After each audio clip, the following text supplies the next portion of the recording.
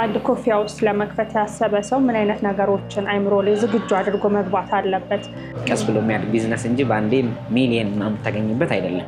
ውጤታማ ነኝ ብለህ ታስባለህ? አሁን ባለህበት የኢትዮጵያና ወይ ኬንያን ወይ ኮሎምቢያን ወይ ብራዚል ወይ ኮስታሪካን መቅመስ ፈልጋለሁ ካለ በዚህ ሰርተን ያው ቻርጅ እናደርጋቸዋለን፣ በዚህ ሰርተን እናስቀምሳቸዋለን ማለት ነው። እንዴት ነበር አጀማመር? በምን ያህል ካፒታል ተነሳው ማለት ትችላለህ? 56,000 ብር።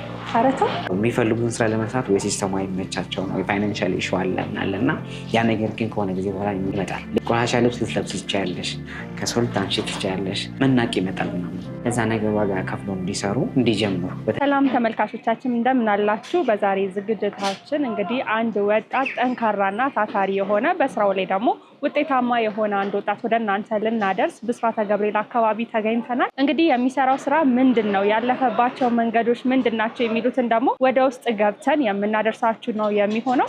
ዝግጅቱን ወደ እናንተ እያደረስኩ እኔ በአምላክ አበራ አብሬያችሁ ቆይታ አደርጋለሁ። እስከ ፕሮግራማችን ማብቂያ ድረስ አብራችሁን ቆዩ።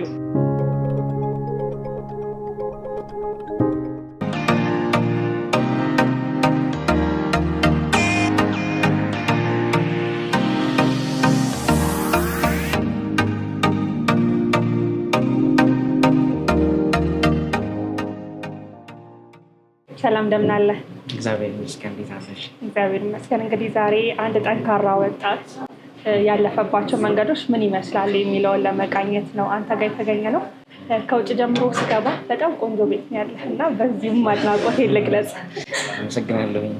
እሺ፣ እስቲ በቅድሚያ ስምህንና የስራ ድርሻህን አስተዋውቀን። ስሜ ያው ቀላብ፣ አባቴ ስም ፈንታ፣ የአያቴ ስም ደግሞ ዘውዶ። የስራ ዲፓርትመንት እንግዲህ ይህንን ፋውንደር ማድረግ ነው መጀመሪያ ወይም ቀላብ ኮፊ መስራች ነኝ።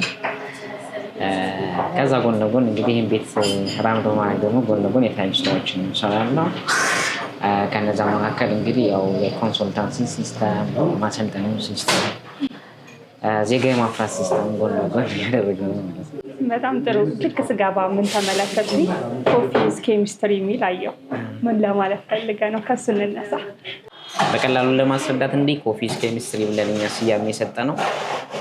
አንደኛው ሰው ቡና በብዙ አይነት እንደሚሰራ ድፋይን ለማድረግ ነው። ሁለተኛ አንድ ቡና ሲሰራ በውስጡ ምን ኢንክሉድ ያደረገ ነው። ስለ ውሃ፣ ስለ ፒኤች፣ የአንድ ውሃ ኳሊቲ በምንድን ነው መመዘኛው፣ በላቦራቶሪ ይሰራል በኬሚስትሪ። ስለ የቡናው ሮስቲንግ በኬሚስትሪ ነው። በፈርመንት የሚሰራ ቡና አለ፣ ቫልዩ ተጨምሮበት የሚሰራ ቡና አለ። አየው ቡና እንግዲህ በውስጡ ከ1100 ንጥረ ነገር አለ በውስጡ እና ያንን አንድ ላይ ጨምቀን እንግዲህ ቀስ እያልን ለማህበረሰባችን ያለንን ኤክስፔሪንስ ሼር ለማድረግ ነው። እንግዲህ ያው ቡና ሁልጊዜኛ የምናስበው ጀበናውን ብቻ ሳይሆን ሲሰራ እያንዳንዱ ፕሮቴስ አሁን አብረሽ አንድ ቀን ብትይ ላብራቶሪ ነው ቡናችን ማለት ነው። አሁን የማኪያቶ ሲሰራ የማኪያቶ የወተት መጠኑ፣ የክሬም ፋት ኮንቴንቱ፣ ወተት በውስጡ ምን አይነት ፕሮቲን ነው የያዘው ምናምን፣ የውሃው ሙቀት፣ የወተቱ፣ የቡናው ግራም፣ በቡና ውስጥ ምን ያክል አሲድ መጠን አለ፣ ምን አይነት አሲዶች አሉ። በቃ ይሄ ነገር አድርገን ይህን ተከትለን ነው እየሰራን ነው። እነዚህ ነገሮች አንድ ላይ ወደ ኮምፓውንድ ሲመጡ ወደ ኬሚስትሪ ሰዎች ደግሞ የተለያየ ነገር እንዲቀበሉ ደስ ይላል። እስቲ ስለ አጀማመርህ እናንሳ። ይህን ስራ መቼ ነበር የጀመርከው? ያው እንግዲህ ብዙ ፕሮሰሶች እንደሚኖሩ ትገምታለሁ። እኔ በራሴ ከኋላ ብዙ ነገሮች መጥተው ነው ይህንንም ለመግፋት የምትበቃው እና እንዴት ነበር ግን አጀማመርህ? ወደ ባሪስታነት ስራ ራሱ የገባህበት አካሄድ እንዴት ይመስላል? አስቤበት አይደለም መጀመሪያ የገባሁት። አንድ ግሪን ኮፊ ኤክስፖርት የሚያደርግ ካምፓኒ አለ፣ ጥሬ ቡና ወደ ውጭ ሀገር የሚልክ። እዛ ድርጅት አጋጣሚ ጆይን አድርጌ ነበረ። አጋጣሚ ያ ድርጅት ደግሞ የዛኔ በጣም ትንሽ ልጅ ስለነበርኩኝ እዛው ካለው ተቀጣሪ ሰራተኞች እኔ በጣም ትንሽ ልጅ ስለነበርኩኝ ኦፖርቹኒቲ ተሰጠኝ ይህንን ትምህርት የመማር ማለት ነው። የባሪስታውን ኮሪያዎች ናቸው መጀመሪያ ትሬኒንግ የሰጡን፣ ወይም ስፔሻሊቲ ኮፊ አሶሲዬሽን የሚባል ወደ ኢትዮጵያ እንግዲህ ድርጅቱ ፔመንት ከፍሏቸው ዶላር ከፍሏቸው መጡ። ከዚያ ያንን ኮርስ ሰጡኝ። የመጀመሪያ ኢንተረስቲንግ አልነበርኩም፣ ግን ይሄ እንዳልኩሽ የኬሚስትሪው ወተት እንዴት እንደሚፈላ ሲያሳዩን፣ ቡና እንዴት እንደሚፈጭ ሲያሳዩን፣ ጥሬ ቡና እንዴት እንደሚቀመስ አሳዩን። ቡና ፋይናል ፕሮዳክት እንዴት እንደሚሰራ አሳዩን። በዛ ሰዓት እንግዲህ በጣም ተረስቶ ሆንኩኝ። ለምን ይህን ነገር አይቻል አቅም ለመጀመሪያ ጊዜ ያለኝና በጣም ተረስቶ ሆንኩ። ከዛ በኋላ ዳታ ውሰድ ተብዬ እየዞርኩ አዲስ አበባ ላይ ኢትዮጵያ ላይ መውሰድ ጀመርኩ። ያን የሚያስተምሩኝ ምንም የለም። ስለዚህ አይ መጀመሪያው ለምን አልሆንም በሚል ጆይን አረኩ ማለት ነው። እና ከዛ በኋላ እንግዲህ እያለ እዚህ ደረሰኝ ነው ማለት ነው። ስንት ዓመት ቆየህበት በስራው ላይ? 2020 አሁን 5ኛ ዓመቴ ነው። ጥሩ። አንድም ነገር ደግሞ ሰምቼ ነበር የኢንተርናሽናል ባሪስታ ውድድር ላይ አሸናፊም ነበርክና እሱ እድል እንዴት መጣ? እና ደግሞ መጀመሪያ ላይ ኢንተረስቱ ሳይኖርህ ከዛ ደግሞ እስከ ማሸነፍ ድረስ መሄድ ደግሞ ትልቅ ኮሚትመንትን የሚጠይቅ ይመስለኛል እና ስለሱም እስቲ እናንሳ።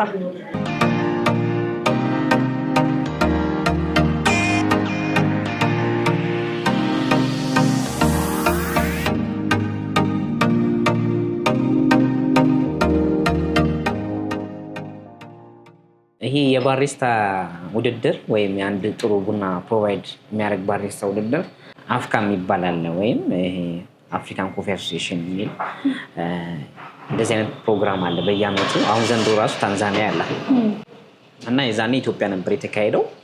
ስለዚህ ያው የመወዳደር እንትኑ ቻንሱ የነበረ እዛ ካምፓኒ ስሰራ ይሄንን የሚያወዳድሩ አካላት እንደዚህ አይነት እንትን አለ፣ ኮምፒቲሽን አለ፣ እናንተ ውስጥ የሚወዳደር ሰው አለ ወይ ተብሎ ሪኩዌስት ለካምፓኒ ተላከ።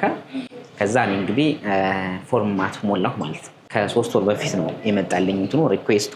ምንድነው መወዳደሪያው መስፈርቱን አነበብኩኝ። ትልቅዬ ነው ብታየው መጽሐፉ ራሱ በጣም ትልቅ ነው ማለት ግሎባላይዜሽን ስታንዳርድ ኮሪያዎች ሰጡኝ። ያንን መጽሐፍ ፕሮቶኮሉ ምን ይመስላል፣ ምንድነው መስፈርቱ፣ ምሳሌው ነገር ምንድነው ምናምን የሚል እሱንን ማንበብ ጀመርኩኝ። ከዛ የሚሰራ ስራ አለ፣ ስፕሬሶ አለ፣ ሚልክ ቤቨሬጅ አለ፣ ሲግኒቸር ድሪንክ የሚባል አለ። 15 ደቂቃ ነው የሚሰጥሽ። በ15 ደቂቃ ውስጥ 12 ነገር ነው የምትሰሪው። ማለት 12 ነገር ሲባል 4 ዳኞች አሉ፣ ለእነሱ 3 ማለት ነው። ስለዚህ 4 ሲንግል ስፕሬሶ አለ፣ 4 እንግዲህ ካፕቺኖ አለ፣ ከዛ ሲግኒቸር ድሪንክ አለ። ያንን ነው እንግዲህ የተወዳደር ነው። መስፈርቱ እነሱ ናቸው። እነሱን እንግዲህ ስለምታቀርቢው ነገር በደንብ ፕሬዘንት ማድረግ አለብሽ። ከስተመር እንዴት ነው ቡናሽን እንዴት አድርገሽ ነው ለከስተመር ፕሮቫይድ የምታደርጊ፣ እንዴት ነው የምታጠጪው፣ ያ የሚል ነበረ ውድድሩ። እንግዲህ እዛ ውስጥ እንግዲህ ያው በማጣሪያ አንደኛ ወጣሁ ማለት ነው። እንግዲህ የባሪስታነት ስራ በሀገራችን ላይ የሚታሰብበት የሆነ ደረጃ አለ። ከሙያው ክብርነት አንጻር እንዲሁም ደግሞ ቡና ኢትዮጵያ ውስጥ ከምትታወቅባቸው በኢንተርናሽናል ደረጃ ይሁን ቡናን እያስተዋወቀችበት ያለበት ዘርፍ ላይ ነው የምንገኘው። አመቱም እንደዛ ስለሆነ ብዬ ነው። እና ምናልባት ከሙያው ክብርነት አንጻር ተቀባይነት አንጻር ምን ይመስላል ህብረተሰቡ ጋር ያለው ነገር፣ እንዲሁም ደግሞ ቡናን ከማስተዋወቅም አንጻር እንደ ኢንተርናሽናል ደረጃ ምን ይመስላል? ወይ በእኛ ሀገር እይታ በጣም እንትን ነው፣ በጣም እንትን ነው፣ ዝቅ ብሎ ነው የሚታየው ይመስለኝ። ባሪስታ ሲባል አሁን እኛ ህፃን ሆነን አሁን ከአዲስ እንሄድ ነበር፣ አንዳንድ ቦታ እንሄድ ነበር እና የሆነ ባሪስታ የሚባለው ነገር አንድ ቦታ ላይ ተወስኖ የሆነ ወይ ሻይ ወይ ቡና ምናምን የሚሰራ አድርጎ ነው የሚያስበው ሰው። ግን አይደለም። አሁን እኔ በተማርኩት ስታተስ እኔ በመጣሁበት መንገድ ቻሌንጅ አለ፣ በእርግጥ ቻሌንጅ አለ። ግን አንድ ባሪስታ በቃ በደንብ ስለ ኬሚስትሪ ማወቅ አለበት። የቡና መገኛ ሀገር ሆነን እኔ አሁን እንደውም 2024-25 ኢንስትራክተር አግኝተናል መሰለኝ እንደ ኢትዮጵያ እንደ ሀገር። ግን ምንም የለም ባሪስታ ኢትዮጵያን ወክሎ የተወዳደረ ዓለም ላይ የለም። ይሄ ደግሞ የሆነው አንዱ ያው ለዚህ ነገር ትኩረት አለመስጠት ነው። እንዳልኩሽ አሁን ይህች ቤት እንግዲህ ሌላ ባለሀብት ይዟት ቢሆን 5-6 ሚሊዮን ብር ሊያወጣበት ይችላል። ዛም ባሪስታ ብቻ ሳልሆን አሁን እንዴት ነው ቢዝነስን ክሬት ማድረግ የሚቻለው የሚባለውን ነገር ባሪስታ ማምጣት ይችላል። ድርጅቶችን በደንብ መለጠጥ የሚችል ነው ባሪስታ ማለት። አሁን አንድ ባሪስታ በቀን 2 ኪሎ ቡና ቸርችሮ ይሸጣል፣ ወይም 100 ምናምን ከስተመር እንትን ይላል። ስለዚህ እንደዛ አድርጎ ሰርቭ የሚያደርገውን ወይም ፋይናል ፕሮዳክቱ ጥሩና መጥፎን ማቅረብ የሚችለውን ፋይናል ፕሮዳክቱን መስራት የሚችለውን እኛ ሀገር ላይ አናየው። ብዙ ጊዜ እኛ ሀገር ላይ የተለመደው ቡና ቀምሶ መሸጥ ነው። ያ ደግሞ ያው ለከረንሲ ተብሎ ጥሬ ቡና ይሄ ማለት ራው ቢንስ በጣም የሚያስቆጨው ማለት ነው። እና ለዶላር ተብሎ ወይ ለከረንሲ ተብሎ ጥሬ ቡና ብቻ ነው የሚላከው ወደዛው። እኔ አሁን ቡና ወደ ውጭ አንዳንዴ እልካለሁኝ። 1-3-4 ከስተመሮች አሉኝ በተለያየ ሀገራት ማለት ነው። እና ሄሎ ቃላብ ራውቢንስ አለ ነው የሚሉሽ። ለምን ራውቢንስ ነው የሚፈልጉት? ተቆላ ማለት ባሉ ጨምረሽ ላክሽላቸው ነው። እና ይህን ያክል ነው እንደዚህ አስረው ነው ያስቀመጡን።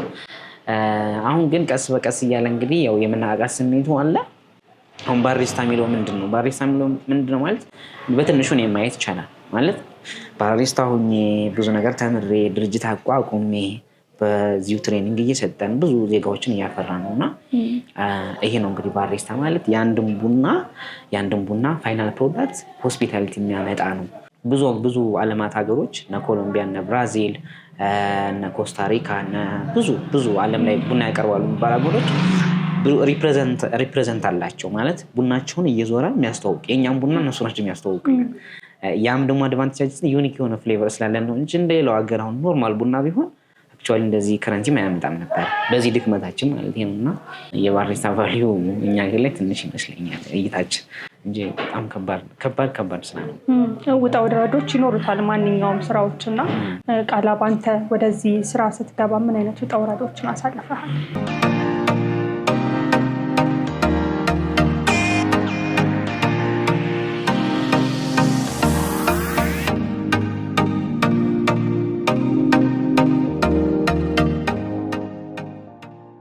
የተማርኩ ትምህርት ቤት እየተመለስኩ ነበር ምሰራ የነበረው። አንዳንዴ ዘጋው ነበር ሰራተኛም ስለሌለ በዛ ሰዓት ማለት ነው እና አንደኛ የታይሚንግ ኢሹ ነበረብኝ ሰዓት ማለት ነው።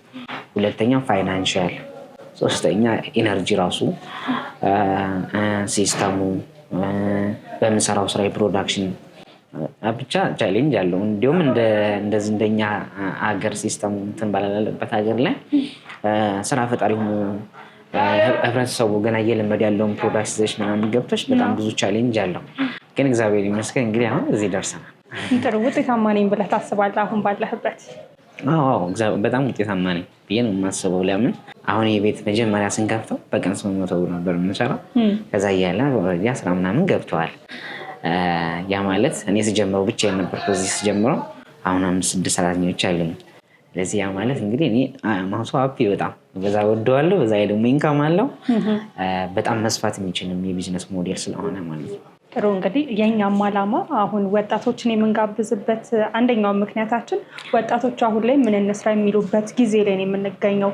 ከዩኒቨርሲቲም ተመርቀው ይምጡ ውጭ ሀገራት ላይ ኢቭን ሆነው ሀገራችን ገብተን ምን ልንሰራ እንችላለን የሚሉ ነገሮች ጥያቄ ውስጥ እየገቡ ስለሆነ ይህንንም ወደ ማነቃቃቱ እንግባ ብለን ነው የኛም ዓላማችን እና እስቲ ስለ ስራው እናንሳ። ቢዝነሱ ራሱ አንድ ኮፊ ሃውስ ለመክፈት ያሰበ ሰው ምን አይነት ነገሮችን አይምሮ ላይ ዝግጁ አድርጎ መግባት አለበት? ስራውስ ምን ይመስላል የሚለውን ከቢዝነስ አኳያ ደግሞ እንቃኝ ውስጥ የመጀመሪያው እንግዲህ ወደዚህ ኢንዱስትሪ እገባለሁ ካለ ለዛ ነገር እንግዲህ ኢንተረስት ነው የመጀመሪያው። ብዙ ቻሌንጅ አለ። ሰርቪስ የሚሰጥ ካምፓኒ ክሬት ካረግሽ 500-600 ሰው 300-400 ሰው ይመጣል እዚህ ቤት። የዛን ሁሉ ዲሲፕሊን አንድ ላይ ማድረግ ያ አንድ የሚደረገው ደግሞ ስራን ከመውደድ ተነስቶ ይመስለኛል እንጂ ብዙ ሰው አሁን ያማክራሉ ሰዎችን ወጣቶችን እዚህም ተምረው ውጭ ሀገር ሄደው የሚከፍቱትን እና አንዳንድ ሰዎች መጣው ምን ያክል ኢንካም ያመጣል የሚል ነው እና የመጀመሪያው ለዛ ነገር ዋጋ መክፈል የሚከፍል ሰው ወይም ኢንተረስቲንግ የሆነ ሰው እሱ ያስፈልጋል። ከዛ ውጭ ስሎሊ ግሮዝ ነው። ይሄ ቀስ ብሎ የሚያድግ ቢዝነስ እንጂ በአንዴ ሚሊየን ምናምን የምታገኝበት አይደለም። ግን ዴሊ ኢንካም አለው፣ እሱ የታወቀ ነው። ስሎሊ ግሮዝ ነው የሚያደርገው። ቀስ እያለ የሚያድግ ድርጅት ነው። በጣም መስፋት የሚችል ድርጅት ነው። ለዛ ነገር ግን የመጀመሪያው እንግዲህ ኢንተረስቲንግ መሆን ያስፈልጋል የሚለውን ነው በእኔ ተማርኩት። ጥሩ። ስትጀምር በምን ያህል ካፒታል ተነሳ? ያው እንዳልከኝ ፋይናንስ ራሱ አንተን ከውጣ ወረዶቹ መካከል አንዱ ነው ብለኸኛል እና እንዴት ነበር አጀማመር? በምን ያህል ካፒታል ተነሳው ማለት ትችላለህ? 56,000 ብር። ኧረ ተው! 56,000 ብር ነበረ የነበረኝ። እንዳልኩሽ አሁን ብዙ የሚያውቁ ሰው ብዙ ብር ያወጣል። ብዙ የሚያውቅ ሰው ስለዛ ነገር የሚያውቅ ሰው ብዙ ብር ያወጣል። አሁን የቤት ቀለል ያለ ነው አይደለ? ሌላ ሰው ቢከራይ ለምሳሌ 4-5 ሚሊዮን ብር ኢንቨስት ሊያደርግበት ይችላል። እኔ ግን ያለችኝን እውቀት ተጠቅሜ ኮስት ሚኒማይዝ አድርጌ ሰራሁት። 56,000 ብር ሲባል በዛ ሰዓት ራሱ 1 ሚሊዮን ብር እኮ የሚያስጀምር ነው። ስለዚህ ማሽን መከራየት ነበረብኝ። ባለ አንድ ወንበሮችን በርካሽ መግዛት ነበረብኝ። የሚያስፈልጉ ኢምፖርታንት ማለት ቡና ሰርቼ ለከስተመር የማቀርብበትን ነገር ነው። ኢምፖርታንት የሚባሉት ነገሮች እቃውን ሰሌክት አደረጉ።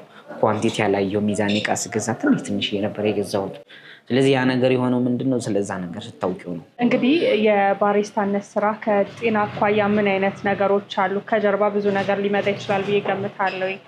ቆሞን የሚሰራው ከዛ ደግሞ በተጨማሪ ሌሎች ነገሮችን ይባሉልና ከጤና አንጻር ያለው ጉዳት አለ ወይ? ካለ ብታጋራል። በስራው ላይ ብዙ ጊዜ የተለመደ ልምድ አለ። ባሪስታ ጤናን ደምኔ ምናምን ይባላል። እኔ በከሰው ነው የምሰማው እንጂ እኔ ሆኜ አላውቅም። ያ ማለት አሁን አንዳንድ ጊዜ በድሮ ጊዜ የተሰሩ ማሽኖች አሉ ማኑዋል የሚባሉ እና ያ ማኑዋል ማሽን አንዳንድ ጥናት ሳረግ ምንድነው እንደዚህ ሰዎች ቀጭ ሲል ይሄ ምንድነው ኢነርጂ ሉዝ የማድረግ አሁን የኛ ማሽን አንቺ ራሱ አንድ ቀን መስራት ትሰራዋለሽ አውቶማቲክ ጠቅጠቅ ከዛ ጋር አሁን ማኑዋል መኪናና አውቶማቲክ መኪና እና እነዛ ማሽኖች አንዳንድ ጊዜ ምንድነው እንደዚህ ሲጎተት ወይ ሲነሳ ሊመታቸው ይችላል። ይሄ ትሬኒንግ ሳይወስዱ ጆይን ካረጉ ማለት ነው። ከዚህ አንጻር እንጂ በጣም ኢዚ እንኳን ሰውነት ሊቀንስ እና ይሄ ዝም ብሎ የሆነ አመለካከት ነው እንጂ ምንም ነገር አይቀንስም። ቡና የሚጠጣ ሰው ራሱ ጤነኛ ነው እንጂ የሚሆነው ጤና ሊጎዳም አይችልም። ጥሩ። አሁን ሰዎች ወደዚህ ስራ እንሰማራ ቢሉ ማሽኖቹን እንዲሁም ደግሞ ስልጠናም ያስፈልገዋል። ኢቭን ደግሞ አንተም በማደራጀቱ ላይ አለህበት እና ከዛ አንጻር ወደ ቢዝነሱ መግባት ለሚፈልጉ ሰዎች ምን አይነት ፕሮሰሶችን ማለፍ አለባቸው እስከ ማሽን መግዛት ድረስ ያለውን ብታስረዳን ደስ ይለናል።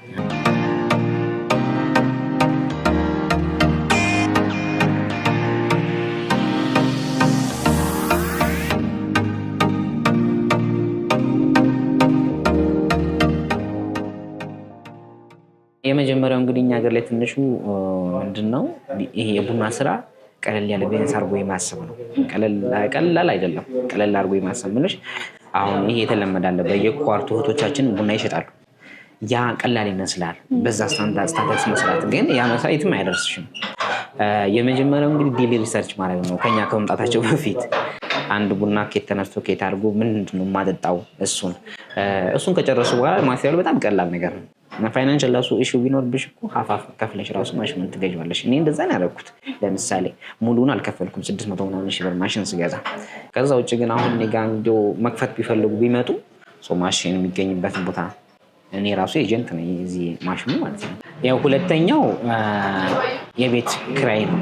የቤት ኪራይ ያው አሁን ባለንበት እንትን የ6 ወር ነው ብዙ ጊዜ ሰው የሚቀበለው እሱ ትልቁ ኮስታቸው ነው። ሶስተኛው ይሄ ፈርኒቸር እና የቤታቸውን አክሰሰሪ ማሟላት፣ እነዚህ ናቸው ሶስቱ ናቸው ወጪዎች። ማሽን ልግዛ ቢሉ ሚኒመሙ 300 ሺህ ብር ጥሩ ኤክስትራክት የሚያደርግ ማሽን ማለት ነው። ማክሲመም 750 ሚኒመም 800 ሺህ 700 ሺህ ማክሲመም 1.5 ሚሊዮን ብር አስከፍታቸዋል። ይሄን አሁን በጀት እንትን በይቡልሽ ትልቁ እኔ ኤስፕሬሶ ማሽን ነው ትልቁ ዋጋ የሚይዘው። ስለዚህ ያው እነዚህ ናቸው 800 ሺህ ብር ካለው ይጀምራል። እዚህ ያው ሞዴልሽም ይወስነዋል። በርግጥ የምከፍችበት ሞዴል ይሄ ብሬክፋስት፣ ምሳ፣ ራት ምናምን ያለው ኮፍሾ ከሆነ አይከፍትም። ጥሩ። እዚህ ጋር የተለያዩ አይነት ቡናዎችን እየተመለከትኩ ነበርና እስቲ የተወሰነ እነዚህንም ቡናዎች በምን አይነት መልኩ ነው ለሌሎች የምታደርሰው? ማለትም ደግሞ ከመቅመስ አኳያ እሱን እናንሳና ወደ ማብቂያችን እንሄዳለን። እዚህ ከኢትዮጵያ ውጭ የ4 ሀገር ቡናዎች አሉ። የኮስታሪካ፣ ብራዚል፣ ኮሎምቢያ እና ኬንያ። ያው የነዚህን ያው ትንሽ ነው ያለኝ እኔ። አሁን ቡና ቀማሾች ወይም ቡና የሚያቅሰው ኮምፔር ለማድረግ የኢትዮጵያ ቡና ከዛ ሀገር ቡና ይበልጣል ለማለት ወይም የኛ ቡና ከነሱ የተሻለ ነው ማለት እንዲቀምሱት ነው። ስለዚህ አሁን እዚህ ጋር መጥተው በዚህ ነው የሚሰራው ይመርጣሉ። ወይ የኢትዮጵያን ቡና ያቁታላቸዋል፣ ብዙ ሰው ያውቀዋል። የኢትዮጵያ ቡና ወይ ኬንያን ወይ ኮሎምቢያን ወይ ብራዚል ወይ ኮስታሪካን እፈልጋለሁ መቅመስ እፈልጋለሁ ካለ በዚህ ሰርተን ያው ቻርጅ እናደርጋቸዋለን። በዚህ ሰርተን እናስቀምሳቸዋለን ማለት ነው። በጣም ጥሩ። እስቲ ወደፊት አላማክ ምንድን ነው? ወደፊት ቃላ በምን ላይ እናገኘው? 2 ነገር ነው እንትን እያሰብኩ ያለሁት ለማሳካት። የመጀመሪያው ያው እችን ቤት ኢንተርናሽናሊ ማድረግ ማለት አሁን ገና ጅማሮ ነው። ያው በኢንተርናሽናል ደረጃ መስራት የትኛውም ዓለም ላይ ያለው ሰው መጥቶ አፕሪሺየት አድርጎን የሚሄድ አይነት አሰራር መስራት። ያ ማለት ብራንች አውት ማድረግ አዲስ አበባም ይሁን ኬንያም ይሁን ዱባይም ይሁን ቻይናም ይሁን በዛ ስታተስ መሄድ። ሁለተኛው እንግዲህ እኔ ራሴን ወክዬ አገሬን ባስጠራ ነው በዚህ በሙያ ማለት ነው። እሱን እንትን አለ እሱን ለማድረግ ነው። እነዚህ በ10 ወይም በ5 ዓመታት ውስጥ ጎሎች እነሱ ናቸው። ከዛ በኋላ ደግሞ መጥተሽ ኢንተርቪው ታደርጊኛለሽ። እንዴ በደንብ እንዲሳካልኝ ምኞት ነው። ለወጣቶች ወደዚህ ስራ መሰማራት ለሚፈልጉ ወደዚህም ብቻ ሳይሆን ደግሞ ቢዝነስ እያሰቡ ላሉ ማስተላለፍ የምትፈልገው መልዕክት ካለ እድሉ ልስጥህ።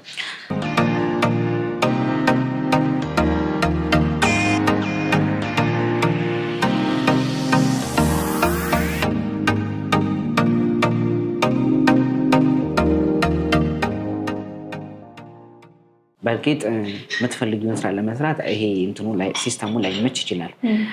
ግን ያው እኔ ሼር የማደርገው እንደኔ ኤክስፔሪንስ የምትወጂውን ነገር ለመስራት የሆነ ዋጋ ለመክፈል መዘጋጀት የምትወጂውን ነገር ለመስራት ግን ያው የሚፈልጉን ስራ ለመስራት ወይ ሲስተሙ አይመቻቸውም ወይ ፋይናንሻል ኢሹ አለ እና ያ ነገር ግን ከሆነ ጊዜ በኋላ ይመጣል ልክ እንደኔ ማለት ነው 56 ሚሊዮን አይደል? ስለዚህ ስለሚመጣ ለዛ ነገር ዋጋ ለመክፈል ወይ ቆሻሻ ልብስ ልትለብስ ትችያለሽ፣ ከሰው ልታንሺ ትችያለሽ፣ መናቅ ይመጣል ምናምን። ስለዚህ ነገር ደግሞ ኮንሲስተንሲ አይሆንም ጊዜያዊ ነው የሚሆነው እና ለዛ ነገር ዋጋ ከፍሎ እንዲጀምሩ በተለይ እንዲጀምሩ አክሽን እንዲወስዱ ነው ለጓደኞቼ ለወንድሞቼ ሼር የማደርገው ይሄንን ነው። በጣም ጥሩ። ከዚህ በላይም ደግሞ ሄዶ ቢዝነሱ መተን በድጋሚ እንደምንጎበኝ ተስፋ አደርጋለሁ። መልካም የስራ ጊዜ እመኝልሃለሁ። ለሰጠኸኝ ጊዜና ማብራሪያ ደግሞ እጅግ አድርጌ አመሰግናለሁ። አመሰግናለሁ። ጥሩ እንግዲህ እነዚህን ትኩስ መጠጦች በተለይም ቡና መተው እንዲቀምሱ ቦታህንና ስልክ ቁጥርም ካለ ስልክ ቁጥር ብታጋራል። ቤታችን የሚገኘው ውቢቷ ከተማ አዲስ አበባ በብስራተ ገብርኤል ባዶስ ሲኒማ 100 ሜትር ገባ ብሎ ነው የሚገኘው። ኮንታክት ለማድረግ ስልካችን 0913747447 ወይም ደግሞ 0947722698 ከዛ በተጨማሪ ደግሞ ጎግል ማፕ ላይ ደግሞ ቃላብ ኮፊ ብሎ ሰርች ቢያደርጉ ይመጣላቸዋል። በቡና ዙሪያ ሎካልም ኢንተርናሽናልም ያለንን ኤክስፔሪንስ ሼር ለማድረግ እኛ ዝግጁ ነን። የሚፈልግ ካለ በስልካችን መደወል ይችላል። መጥቶ እኛ ጋር አፕሮች ማውራትም ይችላል። ትሬኒንግ መውሰድም ይችላል። እዚህ መጥተው ስለምናሰልጥ ማለት ነው። ይሄን ነው ያለን እንግዲህ። ጥሩ እሺ፣ በጣም ነው የማመሰግነው። እኛም እናመሰግናለን። ክቡራትና ክቡራን ተመልካቾቻችን ቃላብ ኮፊ ተገኝተን ስላለፈበት ውጣ ወረዶች እንዲሁም ደግሞ ስለ ስራ ውጤታማነትና ይህንን ቢዝነስ ለመቀላቀል ላሰባችሁ በምን ያህል ካፒታልስ ወደዚህ ቢዝነስ መቀላቀል እንደምትችሉ ጠቅለል ያሉ መረጃዎችን ከሱ ጋር ቆይታ አድርገን ወደ እናንተ አድርሰናችሁ ነበረ። ምናልባትም እሱ የሚሰጣቸውን አገልግሎቶች መጠቀም የምትፈልጉ ከስር በምናስቀምጠው አድራሻ በመገኘት ወይንም ደግሞ በስልክ ቁጥር በመደወል እሱም ማግኘትና የምትፈልጉትን አገልግሎቶች ማግኘት ትችላላችሁ። ስለነበረን ቆይታ እጅግ አድርገን እናመሰግናለን። ሰናይ ጊዜ ይሁንላችሁ።